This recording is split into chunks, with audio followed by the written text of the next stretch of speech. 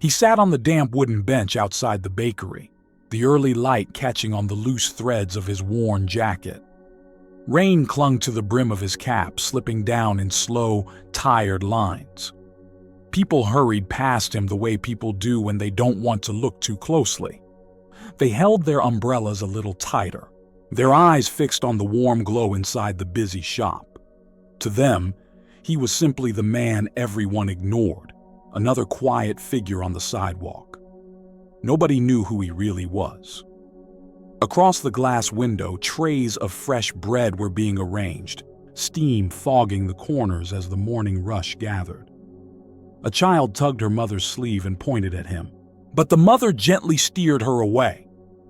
A delivery man nearly stepped on his duffel bag, muttered an apology no one heard, and kept moving. The old man just pulled the bag closer and nodded, like someone long accustomed to disappearing. The rain softened into a mist, and the smell of warm dough drifted through the cracked door.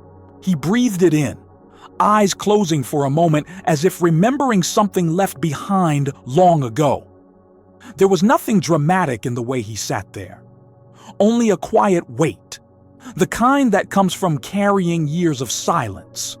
It felt like the beginning of an emotional storytelling moment no one else could see.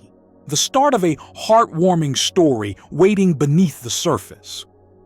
This is Stories That Heal the Heart, a place where we sit with the forgotten, the misunderstood, and the quiet corners of humanity. Where a touching short story can reveal the kind of truth a town spends years overlooking. Where a story of a forgotten man becomes a mirror, showing us how often deep loss hides behind simple gestures. If you've ever felt unseen, misunderstood, or pushed to the edges of your own life, stay with me. This might feel like an inspiring life story, but it's also something deeper. A hidden truth story about the kind of dignity no one can take away. A moment of subtle courage, a breath, before everything shifts. Inside the bakery, a young woman placed pastries on the counter with gentle precision. She glanced at the window and paused, just for a heartbeat, watching the man outside. Something in his posture, the way he held the duffel bag as if it carried the last pieces of his life, made her hesitate. It was as if she sensed the start of an emotional transformation unfolding outside her door. A customer brushed past her, laughing loudly, unaware that the old man once stood behind that very counter with flour on his forearms and hope stretching out ahead of him. Not one person passing imagined this morning was the beginning of a redemption story. A powerful moral story about loss, memory, and the unexpected tenderness of fate. If stories like this remind you that small acts of grace still matter, consider liking and subscribing. It helps these moments of quiet humanity reach more hearts. The rain picked up again, tapping against the glass. The old man lifted his eyes toward the doorway as if listening to something only he could hear. And in that single breath, something in the air shifted.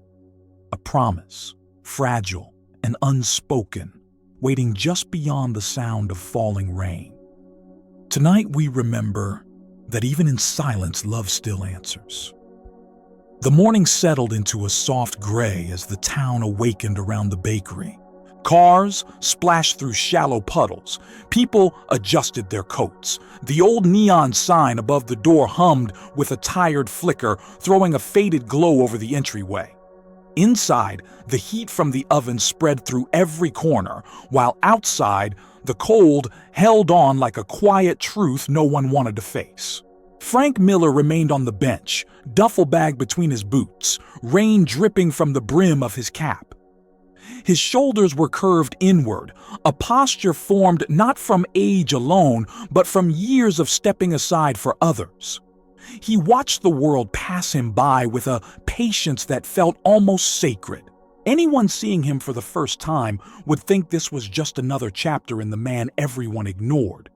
A familiar scene found in any small town. The truth, as always, was hidden in silence. For now, people saw only a stranger who lingered too close to their morning comfort. None imagined this was a story of a forgotten man who once kneaded hope into every loaf that left that bakery's doors. Grace Parker was wiping down the counter when she noticed him again. She had started working here only a short while ago, drawn by a warmth she felt the first time she stepped inside. The scent of sugar, the hum of conversation, the glow of the small lights hanging above the register. But lately, she found herself distracted by the man outside. Something about the stillness in his posture unsettled her. It wasn't sadness exactly. It was the way he looked at the door, not with longing, but with a familiarity that didn't match his worn appearance. A micro-revelation flickered through her mind. He didn't look lost. He looked like someone who remembered. Inside the bakery, Linda Reynolds rushed between the ovens and the front counter, sweat gathering along her hairline. She tossed a glance toward the window, muttering under her breath. "He's back again," she said, not cruelly, but with the irritation of someone overwhelmed by too many mornings. "Why can't he sit somewhere else? It's bad for business." Tom Reynolds, her husband, carried a tray of warm rolls past her. "Just ignore him. People do it everywhere." His voice held no malice, just the resigned pragmatism of a man drowning in bills, repairs, and responsibilities he never quite mastered.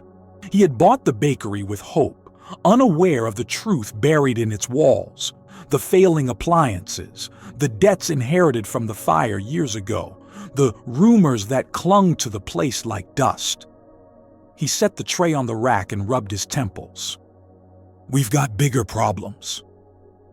Outside, Frank's fingers pressed lightly against the duffel bag's zipper. Inside was the object he had carried for years, the last piece of a life no one else remembered, a photograph, edges worn, showing him standing behind the counter of this very bakery decades earlier. A symbol of a life before illness took his strength, before the fire destroyed his savings, before bankruptcy hollowed out the last of his pride. He had once stood tall here. Now he sat like a shadow. A gust of rain pushed fuller against the awning, tapping a soft rhythm on the wooden frame. The sound brought back the memory of another storm long ago, the night he lost almost everything. As he watched droplets fall now, a faint tremor passed through his hand. The bakery had been the center of his life, the heart he tried to keep beating even as his own body faltered. He had fed families, donated leftover loaves, offered coffee to anyone who was cold or lonely. People once said his kindness tasted better than the bread itself. But time erases quickly when misfortune arrives. A mother and her little girl approached the entrance. The girl, Jackie Miller, a neighborhood child with an innocence that softened every corner she entered, paused when she saw Frank. Her shoes splashed in a shallow puddle as she stepped closer to him. "Hi again," she said, her voice bright enough to break through the gray morning. Frank lifted his eyes and managed a gentle smile. Children sensed things adults had forgotten how to see. Jackie didn't judge him. She didn't rush. She simply existed beside him, the way kindness does. She reached into her coat pocket and pulled out a small flower, a marigold missing half its petals, and offered it to him. "It's for you," she said. "I found it on the sidewalk." A touching short story lived quietly in that moment. The first heartbeat of an emotional transformation between two souls who had nothing yet everything to share. Frank took the flower carefully, as if it were a relic. "Thank you," he murmured. "It's beautiful." Her mother called her inside and Jackie hurried off, leaving behind a spark of warmth against the cold. The marigold trembled between Frank's fingers. He brought it closer, inhaling faint notes of earth and sunlight, small reminders of the man he used to be. Inside, Grace watched the exchange through the window. Something in her chest tightened. It wasn't pity. It was the realization that this scene carried the weight of a powerful moral story. One of those moments where humanity slipped quietly into view. She felt an urge to step outside, maybe bring him a warm drink. But Linda called her back to the counter before she could move. A delivery truck pulled up to the curb. The driver slammed the door shut and hurried inside, dripping water across the floor. As he brushed past Frank, he dropped a stack of receipts, papers scattered, and one sheet fluttered toward Frank's foot. He bent down, picked it up, and held it out. "Thanks," the driver said, barely meeting his eyes before rushing inside. Another small injustice, another moment where he was seen only as an inconvenience. Yet Frank's movement stayed gentle, as steady as the years had trained him to be. The world had taken much from him, but it had not taken the part of him capable of giving.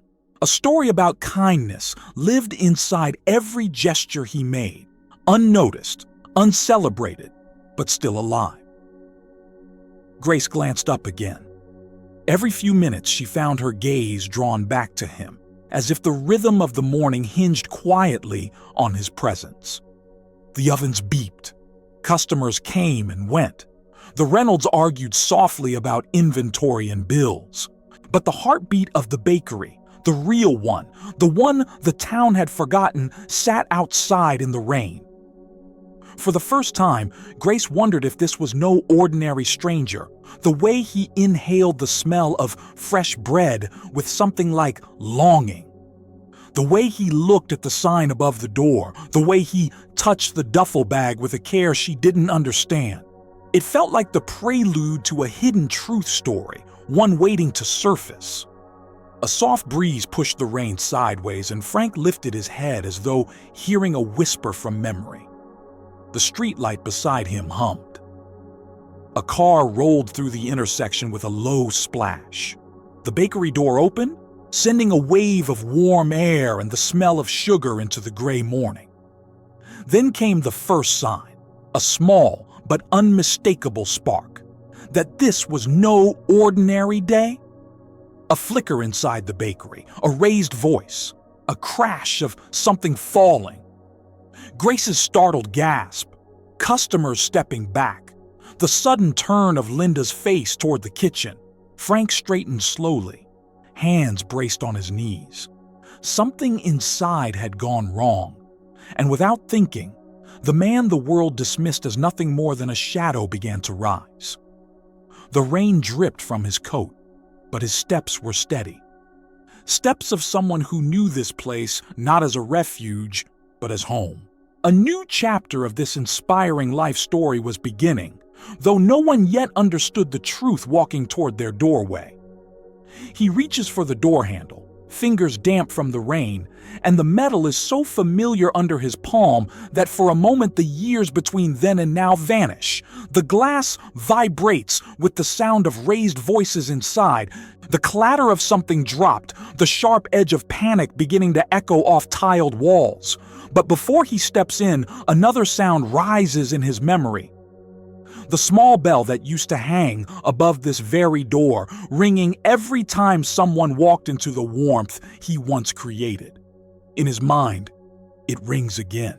He is younger then, though even in those days his hair carried more gray than he thought it should.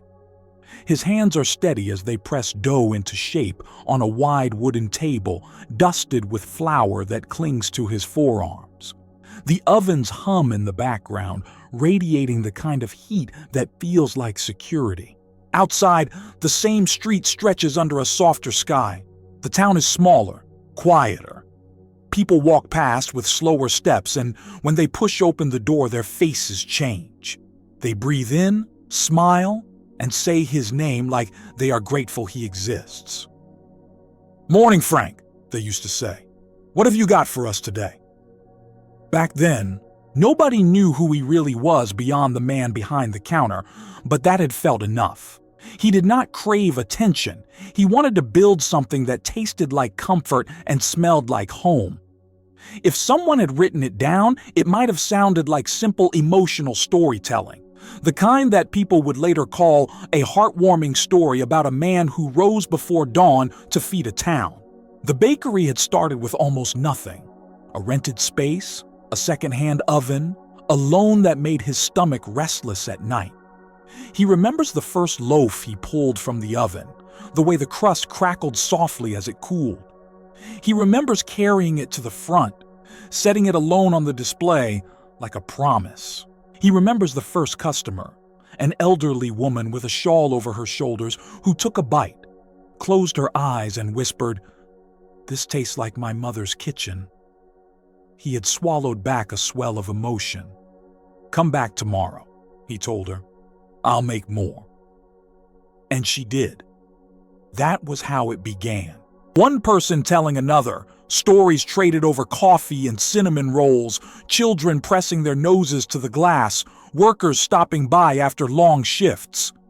It was a quiet story about kindness written in crumbs and steam. He gave free bread more often than he admitted, sliding bags across the counter to those who hesitated at the prices. "Pay when you can," he would say. Sometimes they did. Sometimes they never came back.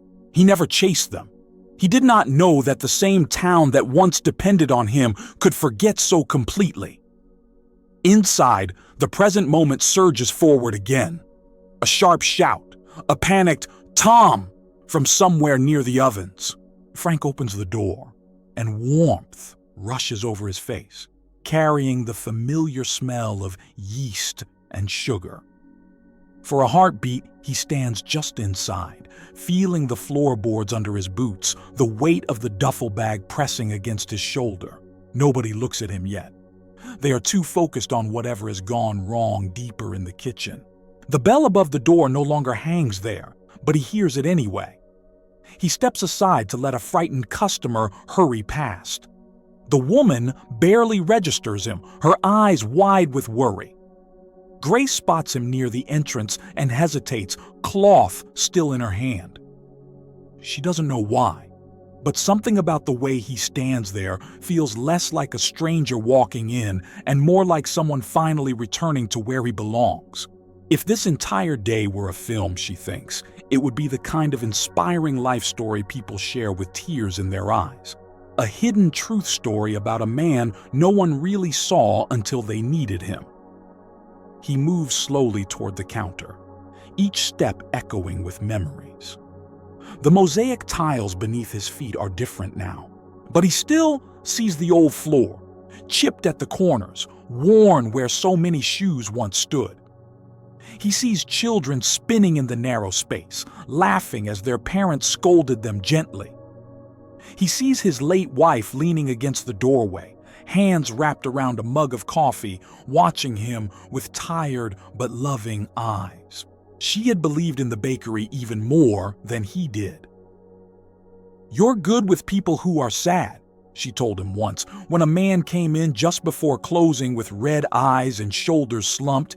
"You know how to listen without asking questions." Frank had offered the man a seat and a fresh roll, steaming and soft. The man left lighter than when he came in.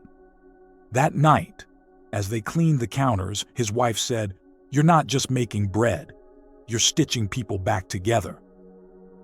If someone had narrated those years, it would have sounded like a gentle redemption story playing out loaf by loaf.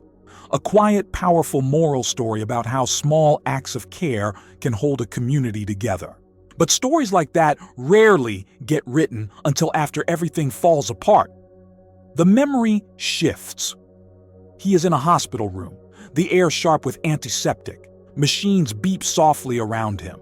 His chest feels tight, his breathing uneven. A doctor stands near the bed, explaining words like heart condition and rest and long-term care. Frank hears only fragments. All he can think about is the dough rising without him, and the ovens he is not there to check. He remembers looking at his hands, the same hands that had shaped thousands of loaves, and realizing for the first time that they might not keep up forever. The next memory follows fast. The night of the fire. He is standing outside the bakery, sirens filling the air, flames licking at the windows. Smoke pours from the roof as firefighters shout to one another. He can smell burned sugar and charred wood, a scent that will haunt him for years. Neighbors gather on the sidewalk, shocked, murmuring. Someone touches his arm, but he cannot answer. He watches the place he built collapse inward under the weight of water and heat. Later, insurance battles come. Numbers on papers he does not understand. Words like pre-existing conditions, structural concerns, partial coverage. The money is not enough. His medication is expensive. The debt grows heavier than any sack of flour he ever carried. Bankruptcy follows like a verdict. After that, he becomes something else to the town. They see him less in the bakery, because the bakery no longer belongs to him. They see him in waiting rooms, in lines, on benches. Some recognize him. Some nod politely. Many simply move on. Over time, new faces arrive, new owners take over, and stories shift. Memories loosen, fade, and fall apart like old bread left too long on a shelf. He becomes the man on the bench, the man everyone ignored. A new kind of story of a forgotten man writes itself in the cracks of the sidewalk, one no one would call a heartwarming story at first glance. If someone tried to tell it in full, it might sound like emotional storytelling too heavy for most to carry. But beneath the surface, even in this quiet humiliation, something else continues. The stubborn ember of hope he refuses to let go. He still comes back here, day after day. At first he told himself he was only passing by, checking if the place still stood, if it still smelled like mornings used to. Then he realized he could not stay away. The bench outside became his pew. The duffel bag became his archive. The photograph inside, taken on the bakery's 10th anniversary, with him wearing a clean apron and a crooked grin, became his relic. He would open the bag when no one was looking, hold the picture in his hands, and remember what it meant to be necessary. There is a strange kind of courage in returning to the scene of both your pride and your ruin. Most people would say they would never set foot near such a place again. But Frank believes that leaving completely would mean abandoning a part of himself he still needs. So he sits and watches, rain or shine, living inside what could one day be told as an emotional transformation, the long arc of a redemption story that has not yet reached its turning point. He does small things no one sees. When he notices a loose stone on the step, he nudges it back into place. When a child drops a glove outside, he picks it up and leaves it carefully on the rail where it will be found. One evening, he discreetly pulls a trash bag closer to the door after the wind knocks it over, keeping the entrance clear. These gestures are tiny, invisible stitches on a fabric that no one realizes he is still mending. Now, as he stands inside the bakery once more, those years of watching press against his ribs, Grace takes a step toward him. "Sir?" she says gently, unsure. "Are you all right?" Her voice pulls him fully back into the present. He nods. "I'm fine," he answers, though his pulse has quickened. "What happened?" Before she can respond, Linda calls from the kitchen, voice tight with fear. "Grace, call someone. The oven's not shutting off, and the breaker won't hold. Tom burned his arm trying to fix it. It's going to blow if we don't..." Her words are cut off by another sharp sound, the pop of straining metal, the hiss of overheating equipment. Customers back away from the kitchen door, hands over their mouths. Someone reaches for their phone. The air thickens with the smell of something too hot, too fast. Grace's hand shakes as she fumbles for the phone behind the counter. Her fingers slip. It clatters to the floor. Frank does not hesitate. He knows that sound, that smell. He knows the pattern of panic when heat turns dangerous in a confined kitchen. His body moves before his mind catches up, muscle memory outrunning age. He drops the duffel bag near the door and walks with surprising steadiness toward the back, his voice low but firm. "Cut the gas line," he says, "and get everyone away from here." Linda turns, startled, face flushed, eyes wide. "Sir, you can't be back here." He looks at the oven, then at the pipes along the wall, at the panel that controls the system. These are not the machines he once owned, but the language of kitchens has not changed. He sees what is stuck, what is loose, what is moments from failing completely. Sweat beads at his temples, not just from the heat, but from the enormity of what might be lost again. If someone could freeze this moment, it would look like a still frame from a touching short story no one expected. The supposedly broken old man stepping into the center of the crisis, a living reminder that a powerful moral story often hides in the people we assume have nothing left to give. Grace moves closer, not sure whether to stop him or help him. "Do you know what you're doing?" she whispers. He could answer simply yes. But instead he says quietly, "I used to live in rooms like this. Let me try." For a second, Linda hesitates. She has seen him outside for weeks, maybe months, and never once considered that he might know more about this place than she does. To her, he has always been background. The silent figure under the awning, the one customers occasionally asked about with vague concern. But now, watching the certainty in his eyes, something shifts. This is the first crack in the facade, the first hint that this entire day is not just an incident, but a hidden truth story slowly unfolding. One that will eventually force everyone to ask how they could have missed the clues. She steps aside. "Fine," she says, voice trembling. "Tell me what to do." He moves closer to the oven, careful but unafraid, scanning pipes, valves, the emergency shutoffs. His hands move more slowly than they once did, but they still remember the logic of heat and flame. Sweat darkens the fabric of his shirt. The air is too hot. He coughs once, but stays upright. "Turn that knob there," he instructs Linda, "then flip that switch. Grace, open the back door and keep people away from this side. It's going to vent."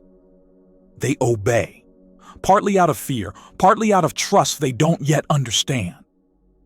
Outside, customers gather on the sidewalk, watching through the window as their morning takes an unexpected turn. Jackie stands near her mother, eyes wide, clutching the edges of her coat. She sees the old man's duffel bag abandoned by the door and feels a strange protective instinct toward it, as if it holds something important. She doesn't know yet that the bag carries the proof of everything he once was. Inside, the heat begins to ease. The hiss softens. The oven groans like a tired animal finally allowed to rest. The worst of the danger passes, leaving behind the thick smell of scorched metal and sugar. Tom leans against the wall, his arm wrapped in a wet towel, watching the stranger who just prevented another catastrophe in the building where he has been struggling to make a future. Grace exhales shakily. Is it over?" Frank nods, breathing hard. "For now," he says. "You'll need someone to look at the wiring and the main feed. It's not safe." His knees threaten to buckle for a second, but he steadies himself on the edge of a table. He wipes his brow with the back of his hand, noticing faint smudges of flour left by the workers. The sight nearly undoes him. For an instant, he is back in his own time, strong and sure, guiding younger employees through their first rushed morning. This moment, he knows, will change something. Maybe not right away. Maybe not in a way he can predict. But crises have a way of peeling back layers. People will talk about the old man who stepped in. They will whisper about how he seemed to understand the bakery as if it were his own. They will begin, slowly, To see that this is not just a passing event, but the middle of an inspiring life story. A fragile chapter in a longer redemption story no one thought they would witness. The quiet beginning of an emotional transformation in a place built from flour, fire, and forgotten gratitude. For the first time, in a very long while, as he looks around the kitchen, Frank does not feel like a ghost. He feels necessary. Outside, the rain continues to fall, tapping against the windows like fingers gently insisting on being heard. The bench where he sat earlier waits, empty but still bearing the slight imprint of his weight. The marigold rests on the duffel bag near the door, petals drooping slightly yet still bright. An unassuming symbol of a story that is not finished. Nobody, not yet, truly understands who he is. But the bakery does, and soon, the town will have to remember. The kitchen slowly emptied as the danger settled into memory. Linda guided Tom toward the front, her arm around his uninjured side, whispering words he barely heard through the sting in his arm. Customers stepped aside as they passed, a few offering nervous questions, others filming through the window. No one paid attention to the old man leaning briefly against the counter, catching his breath in silence. He did not want praise. He only wanted to steady the trembling inside his chest. A tremble born not of fear, but of something long buried, beginning to rise. Grace stayed near him, unsure why she felt so protective. He looked like a man returning from a place the rest of them could not see. A man carrying the quiet ache of someone who had once belonged to these walls. A faint tremor passed through his hand, so small most people would miss it. She didn't. "Sit down for a minute," she said gently. He shook his head. "I'm all right." But his knees softened as he tried to take another step, and Grace instinctively reached out, steadying his arm. He allowed it, not out of weakness, but because the moment asked for a kind of humility that no longer shamed him. She led him to a chair near the back, away from the heat, away from the crowd. The bakery hummed around them. The whir of cooling fans, the distant chatter of startled customers, the soft pat of rain against the window. Frank inhaled deeply, letting the scent of warm dough settle in his lungs. It had been years since he'd stood behind a counter like this.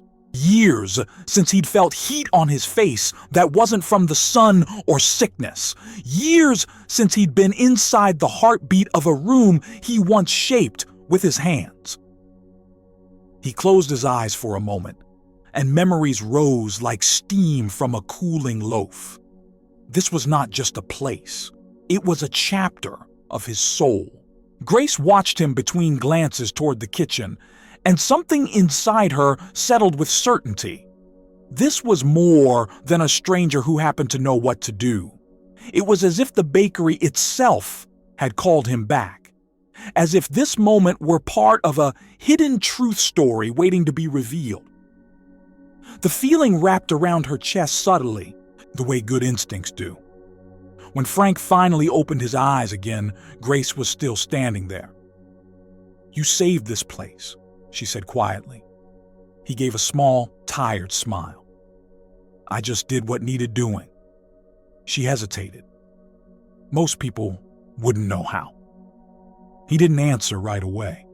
Instead, he looked toward the back ovens, these newer, sleeker machines, and then toward the older equipment in the corner, a mixer with chipped paint on its legs. "That mixer," he murmured. Grace frowned. "What about it?" He nodded toward the dent on its side. "That dent wasn't there before the fire." She blinked. "Before the what?" He froze just slightly, the slip of memory catching him off guard. He shook his head, as if dismissing his own thought. But Grace had heard enough to sense a thread, a loose end in the fabric of this man's story, one that had not yet been pulled. Before she could question him further, the front door swung open with force. Jackie rushed inside, her small shoes squeaking on the wet floor. "Mom said the oven exploded," she cried, breathless. "It didn't explode," Grace reassured her. "It was just almost bad." Jackie spotted Frank seated near the back and lit up with relief. "You're okay." Her little feet pattered across the room before anyone could stop her. She threw her arms gently around his side, careful of his posture, as if she sensed he was not as strong as he looked. The gesture landed in him like a warm stone dropped into a cold river. He laid a hand on her shoulder. "I'm all right, sweetheart." She surveyed the room with solemn eyes, then leaned closer to whisper, "I told Mom you were nice. Some people don't see it, but I do." Her words struck with the quiet force of a heartwarming story, the kind that a child tells without knowing she is healing someone's ribs from the inside. If the world had forgotten him, this little girl had not. In her presence, he felt something loosen in his chest, something that had been clenched for years. Grace knelt beside Jackie. "He helped fix the oven," she said softly. Jackie turned to him with awe. "You did?" He nodded. "I've worked with ovens before." Jackie seemed satisfied with that, but Grace knew there was more. Far more than he was admitting. She rose slowly, her brows drawn. "Sir, what did you mean by the fire? This place had a small electrical issue years back, but nothing like—" Before she could finish, Tom returned from the front, his arm bandaged. His voice trembled with equal part pain and embarrassment. "That man shouldn't be back here," he said, forcing authority he didn't feel. "We don't know him. He can't be in the kitchen." Linda stepped behind him, flustered. "We appreciate the help, but we can't have—" Grace cut in. "He just saved the bakery." Tom stiffened. He didn't like being reminded of his own helplessness. "I know, and I'm grateful, but he should leave the kitchen now." Frank rose slowly. His joints ached from the heat and effort, but he straightened as best he could. Years of humility had taught him how to walk away before conflict could form. "I'll go," he said, his voice steady but soft. He reached for his duffel bag, the marigold still resting on top. Jackie looked up at him, confused. "But you're not done," she said. "You helped? Why do you have to leave?" He brushed a strand of wet hair from her forehead. "Sometimes grown-ups get scared, even when they don't mean to." Tom bristled at the implication. "We're not scared," he snapped. "We just—" But his voice faltered when Frank lifted his eyes to meet his. There was no anger in them, no challenge, only a depth of understanding that unsettled Tom more than confrontation ever could. It was the gaze of someone who had stood where he stood, who had carried burdens heavier than any morning shift at a bakery. Grace stepped closer. "Wait," she murmured. "Please, just tell us. Who are you?" The question hung in the warm air. For a moment, Frank considered lying, as he had done so many times before, offering half-truths, brushing off questions, stepping back into shadows where no one expected anything of him, but not today. His fingers tightened around the strap of his duffel bag. His breath trembled once, then steadied. "I used to know this place," he said carefully. "Long ago." "Know it? How?" Linda asked. He looked around. At the ovens, the counter, the ceiling he once helped repair, the corner where he used to stack cooling racks, the front display that used to hold his wife's favorite pastries. His eyes softened with memories no one else in the room shared. "I built it," he murmured. The words left him quietly, but they hit the room like a dropped tray. Grace froze. Tom's face drained of color, Linda's hands fell to her sides. Jackie looked between them, trying to make sense of the silence that suddenly thickened. "You what?" Tom asked, voice cracking. "I opened this bakery," Frank continued, not as a claim but as a confession. "Many years ago, before the fire, before the illness, before everything else." No one moved. Even the cooling fan seemed to fall quieter, as if the bakery itself was leaning in to listen. This was the moment every emotional storytelling arc waits for. The tear in the veil, the revelation that turns a story of a forgotten man into a profound redemption story. It was the heartbeat of a touching short story catching up with the audience all at once. Grace swallowed hard.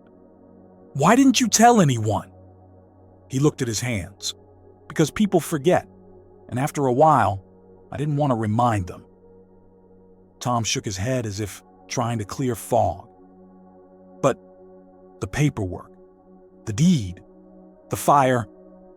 His voice stopped mid-sentence because the truth finally connected in his mind like a fuse sparking to life. "You're Frank Miller?" He nodded once. Linda's breath caught. "Oh my God! We heard stories about you, but they said you moved away. They said you..." "They said a lot of things," he murmured, "not all of them true." Grace covered her mouth with her hand. She had served him coffee for weeks through the window, without knowing she was handing it to the man whose kindness once shaped an entire town. Jackie reached up and slipped her hand into his without hesitation. From the doorway, a customer whispered, "The man outside? He's the founder?" Another whispered, "All this time." And just like that, the town's perception shifted. The first real spark of emotional transformation visible in their faces. The forgotten became unforgettable. The ignored became central. The man dismissed as nobody was suddenly the missing heartbeat of everything inside these walls. He stood in the middle of the bakery as if time had folded in on itself. For the first time in years, he did not feel like a ghost. He felt seen. A hush rolled through the bakery like a slow-moving wave, thick and disorienting. People lingered near the door, unsure whether to leave or stay. The rain outside softened into a steady whisper, tapping against the glass as if urging the townspeople to listen more closely. Grace stepped beside Frank, her expression fragile with awe, confusion, and a blooming sense of responsibility she didn't fully understand. She felt as though she had stumbled into the center of an emotional storytelling moment she would never forget. The kind people replay in their minds years later when they need to remember that grace can arrive in the most unexpected places. Tom swallowed hard. The revelation had cracked something in him, something brittle that had been holding together his pride, his exhaustion, and the constant fear of losing the business he was trying so desperately to keep afloat. He rubbed the back of his neck, eyes darting between the old man and the ovens, as though searching for proof that this connection was real. I don't understand," he stammered. "Why didn't anyone tell us? Why didn't anyone mention?" "Because stories fade," Frank said quietly, "and because people remember what's convenient to remember." His eyes softened, not accusing, simply stating a truth he had lived long enough to accept. "After the bankruptcy, after the fire, after I got sick, people assumed I moved on, or died, or was someone else's problem." Linda pressed a hand to her chest. Her breathing slowed into shallow, trembling rhythms. "But you were here, all this time, just outside." Her voice cracked under the weight of those last two words. "I wasn't ready to come back," Frank said. "Not the way I used to be, not as the man people expected." He looked down at his worn jacket, at the duffel bag resting near the door. "Life doesn't always leave us in the shape we started. A murmur swept through the customers still gathered. The realization crept in, quiet but undeniable. The man everyone ignored had never been a stranger at all. He had been the foundation beneath their feet, the hands behind their favorite childhood memories, the quiet architect of this warm corner of the world. He had been the beginning of their heartwarming story long before they ever knew they were characters in it. Jackie squeezed his hand, grounding him in a way that adults often forget how to do. "You don't look like someone who should be outside," she said, voice filled with innocent outrage. "You look like you belong in here." Grace blinked hard, emotion pricking behind her eyelids. The words landed with such purity, such exactness, that the adults around them fell into silence. Children have a way of naming truths without hesitation. In that moment, she realized this was more than an ordinary revelation. It was the turning point of a story of a forgotten man finding his way back through the eyes of someone who never judged him in the first place. Tom stepped forward, wiping damp palms against his apron. "Mr. Miller," he began, voice stiff but softening. I'm sorry. I didn't know who you were. I didn't know." "You didn't need to know," Frank murmured. "You have your own hardships. I've watched you. I know you're trying." Grace looked at him sharply. "You've watched him?" He nodded. "I come here every morning, sit outside. I've seen him carry boxes alone when he should have asked for help. I've seen you, Grace, give pastries to people who were struggling. I've seen Linda argue with suppliers who were overcharging you. I may have disappeared from the paperwork, but I didn't disappear from the street." Tom's expression shifted into something raw, a mixture of shame and unexpected gratitude. "Why didn't you come inside sooner? Why sit out there in the rain?" Frank inhaled slowly. The truth pressed against him, heavy and reluctant. "Because I didn't think anyone would want me here anymore," he said. "Not the way I am now, not after everything I lost." The bakery felt impossibly quiet at those words, as though every wall, every tile, every memory embedded in this space was holding its breath. Linda stepped closer. "But you founded this place," she whispered. "You built all of this." "I built something that doesn't belong to me anymore," he answered. "The bakery moved on. The town moved on. I didn't want to get in the way of that." Jackie looked outraged again. "But you're not in the way. You helped." Grace knelt to the girl's height. "She's right," she said. Then she turned to Frank. "You're not in the way. You were never in the way." Behind them, the last of the customers slowly trickled out, some whispering to each other, others lingering just long enough to offer an apologetic glance toward Frank. Not one of them had known his name that morning. And yet his quiet presence had shaped their mornings for decades. The shift, the emotional jolt, resonated in every step they took out the door, as though they were carrying a piece of this touching short story with them, unsure how to hold it. When the door finally clicked shut, Grace pulled out a chair for him. "Sit," she urged. "Please." Her voice carried warmth and a growing protectiveness. The kind that sprouts between strangers when the heart recognizes something worthy of care. He hesitated, then lowered himself slowly, wincing as his knees bent. Tom cleared his throat and looked away, uncomfortable with the tenderness unfolding. He didn't know how to step into compassion without stumbling. It wasn't a skill he had learned in his adulthood. His life had been a chain of responsibilities, bills and repairs, no time for reflection, no room for nostalgia. But now, standing before the man who built the place he had been trying not to lose, he felt suddenly small. "What do we do now?" Tom asked awkwardly. The question hung in the air like dust illuminated by morning light. Grace answered before anyone else could. "We listen," she said.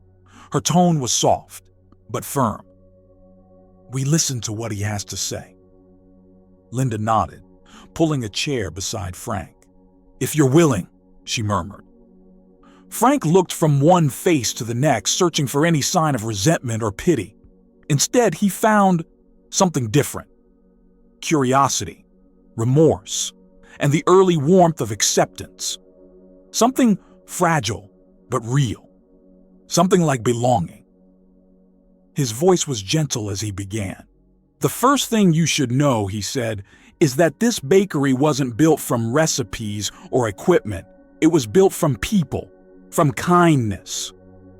He glanced toward Jackie, who had settled on her mother's lap nearby. "From hearts that wanted to feed other hearts." Grace listened intently, sensing the story stretching through decades, a slow unfolding of a powerful moral story that could heal more than a failing business. Her chest tightened as she caught the subtle tremble in his hand, the tremble of someone who had not spoken about his past for far too long. "I opened the bakery when my wife was still alive," Frank continued. "She helped me pick the name. She painted the first sign. We didn't have money, but we had each other. And we had this dream to create a place where people felt seen." He paused, breathing through the ache that rose at his own words. Grace saw it clearly. The sharp, familiar grief that pulls at the ribs like a stitch torn open. She reached forward without thinking and placed her hand over his. He didn't pull away. "Our first years here were good," he said. "Better than good. People came in not just for bread, but for company. We learned their stories, their struggles, their joys. This place was home." His eyes glistened. "And then," he whispered, "life changed." The fire came first, then his heart condition, then the debts, then the slow unraveling of everything that once held him upright. He spoke of it softly, without bitterness. A storyteller recounting the tragedy that broke him, and the humility that kept him from collapsing entirely. Grace listened as if the world outside had disappeared. Every word pulled her deeper into an inspiring life story, a hidden truth story she never knew she needed to hear.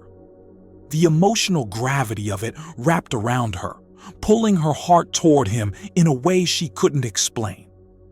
When he finished, silence settled like a blanket across the room. Linda wiped her cheeks. "We had no idea," she whispered. "No idea who you were, or what you carried." Tom stared at the floor. "We ignored you," he said. "All of us. We walked past you every day." Frank shook his head. "I wasn't looking for pity. I just wanted to be close to something that mattered to me." Grace squeezed his hand. "You still matter." Jackie nodded vigorously. "You matter a lot." A tear slipped down the old man's cheek, not because of pain, but because of the sudden swelling of something he had thought long dead: dignity. Around that small circle of people, something shifted, an emotional transformation unfolding, quiet, but undeniable. For the first time in years, someone looked at Frank Miller and didn't see a stranger or a burden or an old man on a bench. They saw him. They finally saw him. The afternoon light dimmed into a muted gold, slipping through the bakery windows in long, soft bands. Dust floated in the rays like tiny suspended memories, drifting through a space that suddenly felt sacred. Grace stood near Frank, sensing the tremor of a moment that would reshape the bakery's future as surely as it had resurfaced its past. She didn't know how to name what she felt, only that something powerful was unfolding, the kind of shift found in a redemption story that lingers in the heart long after the last line is read. Tom moved restlessly near the counter, rubbing his wrapped arm with his free hand. He looked unsettled, but not by pain, by truth. by the weight of his own blind spots, by the realization that the man everyone ignored had been carrying the blueprint of this bakery in his bones, while Tom himself had been drowning in the chaos of keeping it alive. Linda touched her husband's shoulder. "Sit," she whispered. He did. The stiffness drained from his posture, replaced by a quiet humility that softened his features. For the first time since Frank's confession, Tom lifted his eyes and truly looked at the man before him, not as a stranger intruding on his kitchen, but as someone whose fingerprints still lived on the walls. Frank met his gaze, steady and unflinching. "You've done well," he said with a gentle sincerity that stunned Tom into silence. "The place feels lived in, cared for." Tom exhaled through trembling lips. "We've tried," he said, "but it's been hard, harder than we expected." Frank nodded, a slow acknowledgement that carried decades of unspoken understanding. "Bakeries are like people," he murmured. "They need more than ingredients. They need heart. They need forgiveness. They need second chances." Grace felt a lump rise in her throat. There it was again, the quiet wisdom of a man shaped by both tenderness and suffering. The kind of voice at the center of an emotional storytelling journey meant to heal not just characters, but the audience listening. Jackie tugged gently at Frank's sleeve. "What happened after the fire?" she asked softly. "Did you get sick because of it?" Frank paused. His eyes dimmed with the weight of memory. "Not because of the fire," he said, "but around the same time, yes. My heart began to weaken. I lost strength I didn't know I'd need later." Grace's voice quivered. "And no one helped you?" He smiled faintly, not bitterly, almost tenderly. "People help in the ways they know how, some with words, some with silence, and some help without realizing they're helping at all." He glanced at Jackie. "Sometimes the smallest kindness keeps a soul alive." The child's cheeks flushed with pride. Linda's eyes softened. "You should have told someone." Frank shook his head gently. "Would it have changed anything? Illness takes its own path. Fire takes what it wants.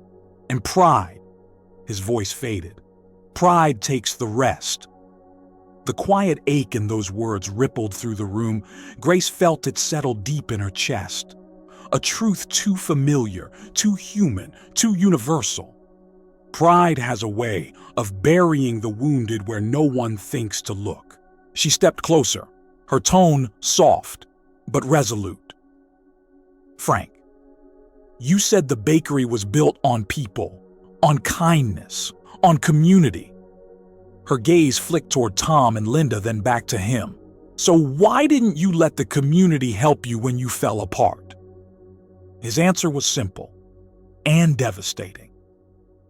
"Because I didn't want people to see me broken." Tom lowered his head. Linda pressed a hand to her mouth. Grace's eyes glistened. Jackie reached up and touched Frank's cheek. "You're not broken," she whispered with childlike certainty. "You're just tired." Something in Frank's chest loosened.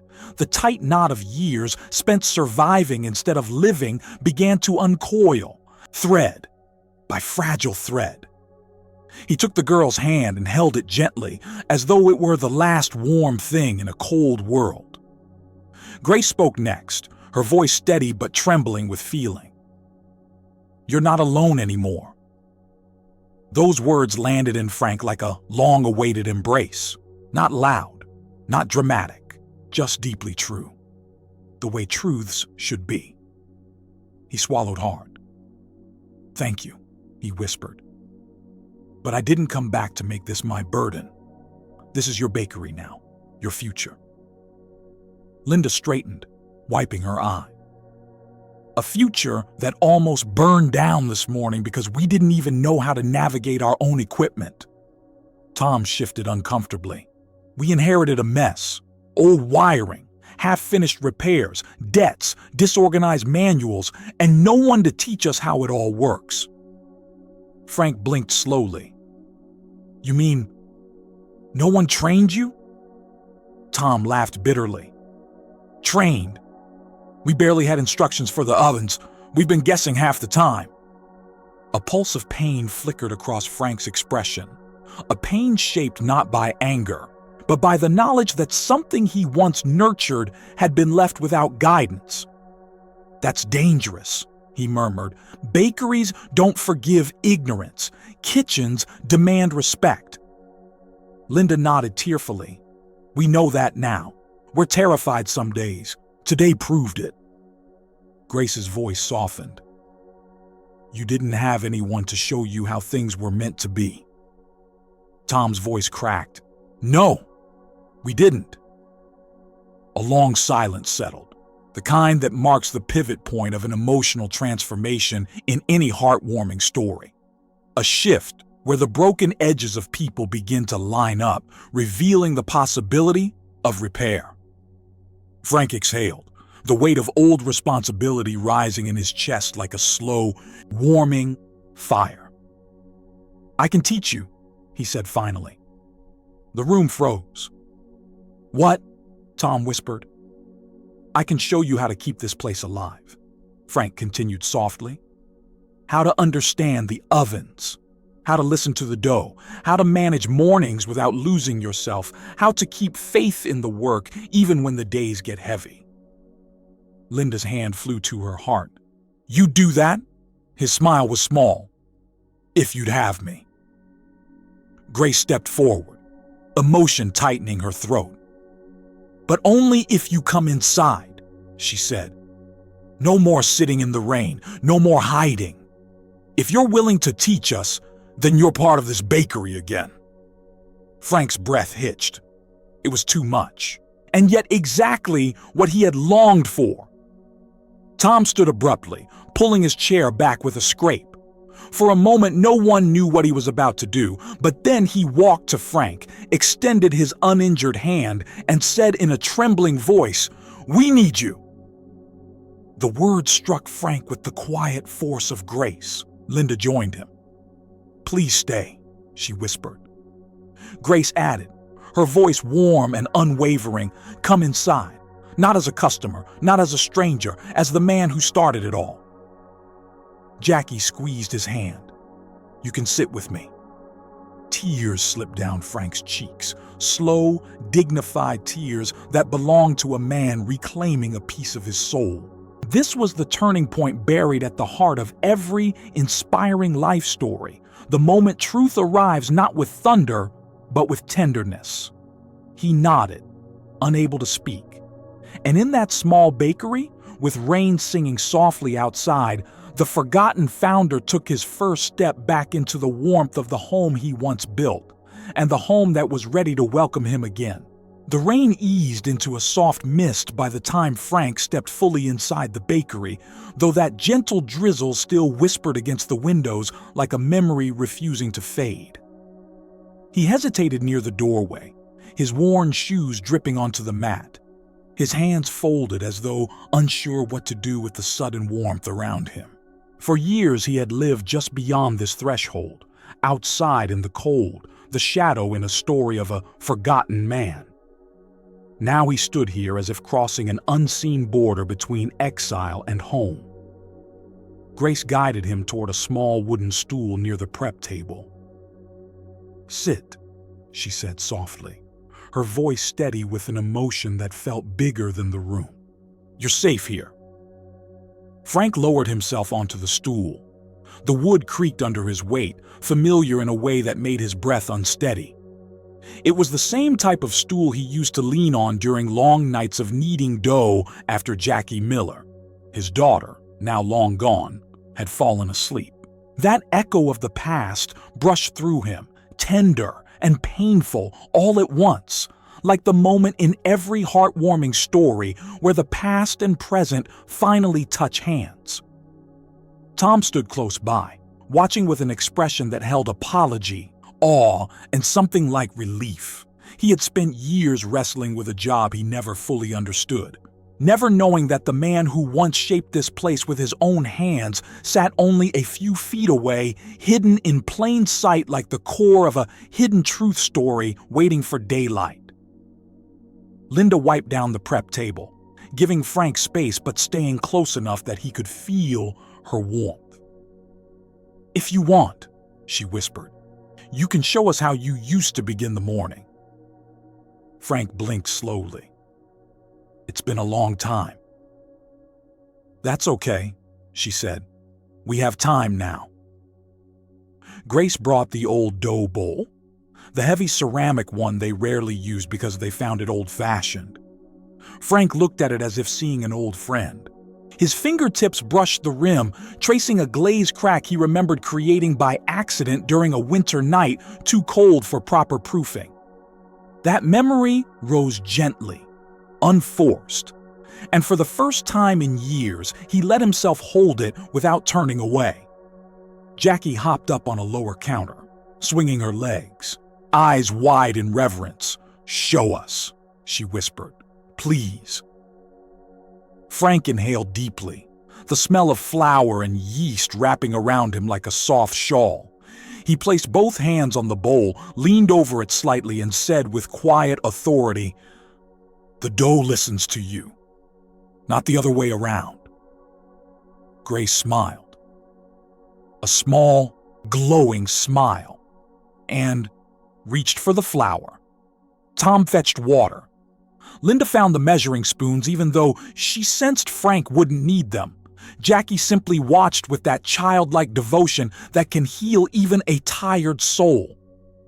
Frank's hands moved with a gentleness that surprised them all. Slow, sure, reverent. He didn't rush. He didn't instruct. He simply did, letting them witness something deeper than technique, something closer to faith.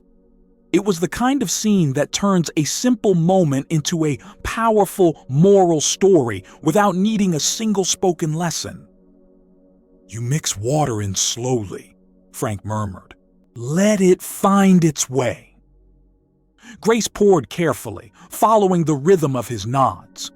The dough began to form, rough at first, then smoother as Frank folded it with deliberate motions. The sound of his palms pressing against it, soft, steady thumps, carried something ancient, something resilient, something beautiful. Tom swallowed. "It's like watching someone bring something back to life." Frank didn't look up. "Bread remembers," he said quietly, "even when people forget." Those words fell into the room like warm crumbs on a cold morning. Simple, nourishing, and filled with the ache of a man everyone ignored. Grace felt tears rise. Linda turned her face away, but her shoulders trembled. Jackie whispered, "Can I try?"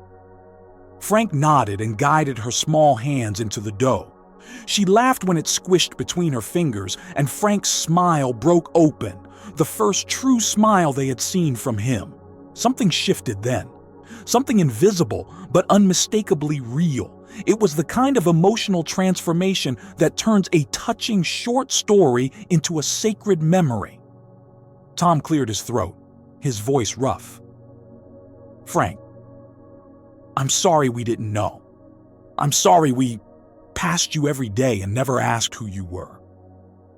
Frank kept kneading, but spoke softly. People see what they're ready to see. Linda wiped a tear. "But you shouldn't have faced all of that alone." Frank hesitated, his hands pausing in the dough.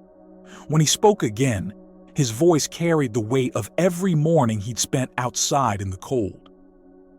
"Sometimes," he whispered, "you forget you deserve to come inside." Grace stepped closer. "You do. You always did." Tom approached him, folding his hands as though unsure how to stand in this new truth. "Do you want this place back?" he asked suddenly. The question slipped out raw, unfiltered, instinctive. Frank lifted his head, startled. "Back?" "Yes," Tom said, eyes shining with humility. "You built this. You lived this. Maybe you should run it again." Grace froze. Linda's breath caught. Even Jackie stopped moving. Frank stared at the bowl of dough, his hands sinking into its soft warmth. Then he shook his head slowly, with the quiet strength of a man who'd learned painful lessons about ownership and loss. "No," he said. "I don't need to own it again. You've carried the burden. You've earned the right to grow it into something new." He looked around at all of them. The overwhelmed couple, the intuitive young woman, the child who saw him as human from the start. "But if you'll have me, I'd like to help, to guide, to be part of it, not above it." Relief broke over Tom's face, like sunlight pushing through clouds. Linda pressed her hand to her heart again. Grace let a tear roll freely. Jackie hugged Frank's waist with flour-covered hands. Outside, the rain thinned even more, becoming nearly invisible.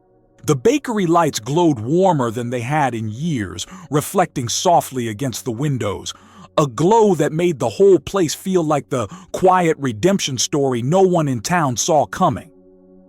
Frank stood, wiped his hands on a towel, and looked around with a gentle awe. "You know," he murmured, "this place feels alive again." Grace smiled. "So do you." Tom extended his hand. "Welcome home, Frank." Frank took it, and in that handshake, rough palms meeting worn fingers, something healed. Not loudly, not dramatically, but irrevocably. It was the moment every emotional storytelling journey waits for. The place where truth, kindness, and grace meet at the center of a life that deserved to be seen all along. The next morning arrived with a quiet glow, the kind that slips gently over rooftops before the town wakes. A thin line of sunrise stretched across the bakery windows, painting warm amber stripes over the counters. Frank stood outside at his usual spot.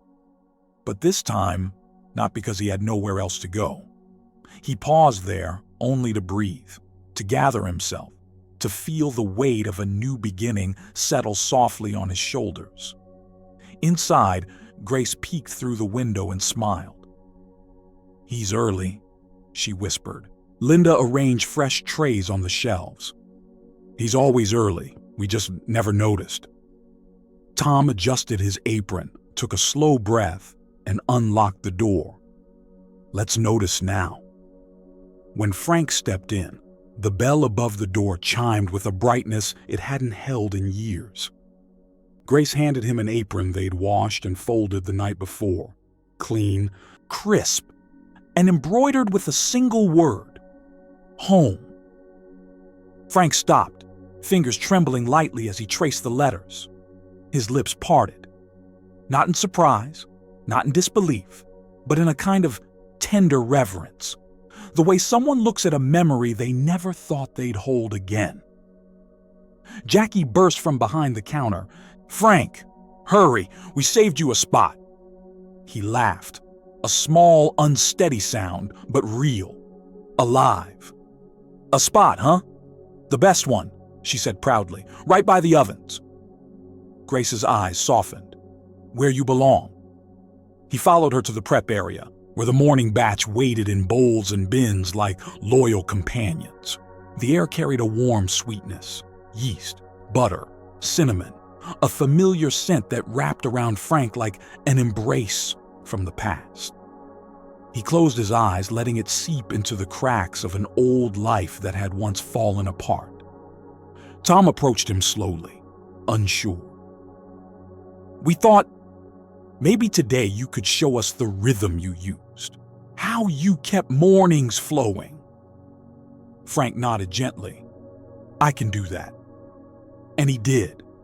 He moved from station to station with the quiet certainty of someone who had lived these routines down to the heartbeat.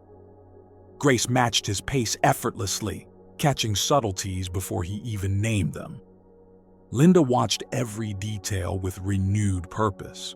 Tom asked questions he'd once been too proud or too overwhelmed to ask. "Listen to the dough," Frank said. placing their hands near a rising loaf. "Feel when it's ready. Bread has a language." "It really does," Grace murmured. "This is an emotional storytelling moment," Linda whispered to Tom, her voice cracking. "It feels like we're learning more than baking." Frank chuckled.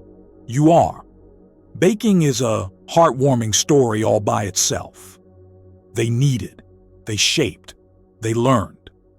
And somewhere between the soft thump of dough and the low hum of the ovens, something sacred settled into the air. A quiet rhythm of redemption, the steady pulse of a redemption story reclaiming breath." Jackie sat cross-legged on a flour sack, watching with wide eyes. "Frank," she asked, "why did people forget you?" He paused, not from pain, from reflection. "Because sometimes life gets loud," he said softly. "People start running, worrying, surviving. And in that rush, good people get overlooked, even when they're right in front of you." He smiled faintly. "Nobody knew who I really was, not because they didn't care, but because I didn't let myself be seen." Grace swallowed hard. "But you're seen now." "Yes," he whispered, "because someone finally looked." The doorbell rang as the morning rush began. Customers filed in with their usual chatter until they saw him. The old man, the familiar figure from the sidewalk. But now he stood inside, apron tied neatly, hands dusted with flour, eyes shining. A hush swept the room. Someone whispered, "Is that—" Another person murmured, "The man everyone ignored." A third whispered, "I heard he founded this place." Grace stepped forward with a steady, warm voice. "This is Frank Miller," she said, "the original owner, the heart of this bakery." A stunned silence. Then, slowly, like dawn, brightening, faces softened, eyes warmed, and one by one, customers approached him with quiet apologies, grateful smiles, or simple nods filled with respect. "Thank you for what you built. My kids grew up on your muffins. I'm sorry we didn't know. We should have stopped. We should have asked." Frank met each gaze with humility rather than resentment. "It's all right," he said gently. "We're here now. That's what matters." It was the perfect closing to a powerful moral story. Forgiveness blooming where regret once lived, kindness rising where neglect once settled. Grace watched from the side, feeling tears prick her eyes. Not from sadness, but from the beauty of an inspiring life story finally reaching its rightful ending. A story about kindness that had waited years for someone to turn the final page. Later, when the rush slowed, Tom approached Frank with a hesitant question. "Do you think the town will ever forget you again?" Frank looked around the warm, bustling bakery. The hum of ovens, the laughter of customers, the soft glow of morning sunlight painting everything in gold. "No," he said quietly, "because now I'm not outside anymore." Grace smiled. "You're part of the story again." He nodded, voice thick with emotion. "A story of a forgotten man who finally came home." Jackie wrapped her arms around him. "And we're not letting you go." For the first time in a very long time, Frank believed it. Outside, the rain had stopped completely. Sunlight broke through the clouds in gentle beams, illuminating the bakery front like a blessing. Inside, a forgotten man stood tall again, not as a ghost of who he was, but as the living heart of a story that had healed everyone it touched, a story no one would ignore again.